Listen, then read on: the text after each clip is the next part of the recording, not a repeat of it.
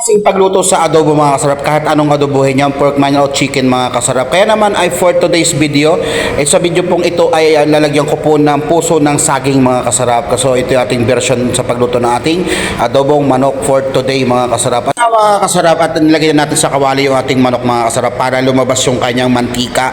No, ito na yung ating gagawing pinakamantika ng ating papangagisa mamaya ng sibuyas tsaka bawang. No, yan mga kasarap ay akin ang iset aside yung ating chicken dyan mga kasarap, at tayo ay magisa na dito ng ating bawang mga kasarap, at sinunod na rin itong gisahin natin mga kasarap ay ang sibuyas mga kasarap. Tig-iisa lang po yung siguro yung bawang mga kasarap, mga 5 o 6 na ngipin lang yan sa mga kasarap. So naglagay tayo dito mga kasarap ng luya. No, pwede rin wala naman luya, ako naglagay ako ng luya mga kasarap para talagang siguradong wala na lang sa mga kasarap. At ating hinalo-halo na at pinagsama na natin doon sa ating manok dyan mga kasarap. Naglagay din ako mga kasarap dito ng pamintang buo mga kasarap, kasi nga wala tayo, nakalimutan kong bumili ng siling green mga kasarap tsaka ng laurel. So okay lang yan mga kasarap.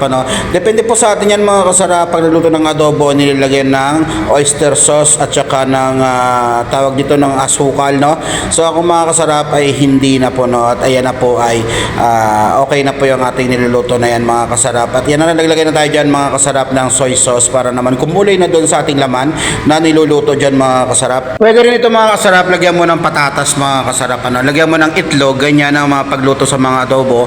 So sa akin mga kasarap, ang ginawa natin ngayon ay iyan pong puso ng saging. So meron tayong isang pirasong puso ng saging, ay sasayang naman no, mga kasarap. So inaadobo nga naman yung puso ng saging, bakit hindi natin ihalo sa ating inaadobong manok mga kasarap. At kaya naman yung isang piraso na yan, inahalo natin sa ating chicken for today mga kasarap. At shout out nga po pala sa mga vendors, marami pong salamat sa inyo, at tayo po ay kalma-kalma lamang po tayo, kalma lang po sa ating mga bibitawang salita.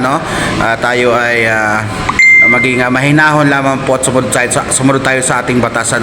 At inangabak tayo dito sa ating niluluto mga kasarap, at iyan at malapit na yan maluto mga kasarap. Mabilis lang naman maluto yung puso ng saging mga kasarap. Naman ito talagang lutong-luto na mga kasarap, ay talaga naman ay nabubusog na ako sa amoy ng aking niluluto na to mga kasarap. No, kaya naman kayo dyan mga kasarap ay kumuha ng inyong mga kanin at sabayan nyo akong kumain dito mamaya mga kasarap.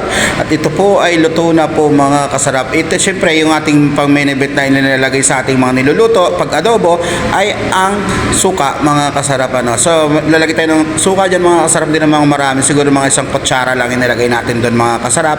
At talaga naman at ready to serve na po mga kasarap. No, so hindi na tayo nag-plating. No, ox na yan mga kasarap, at ready to go na yan, at kakain na po tayo. Maraming salamat sa panood ng aking vlog at sa suporta nyo po mga kasarap, and thanks for watching.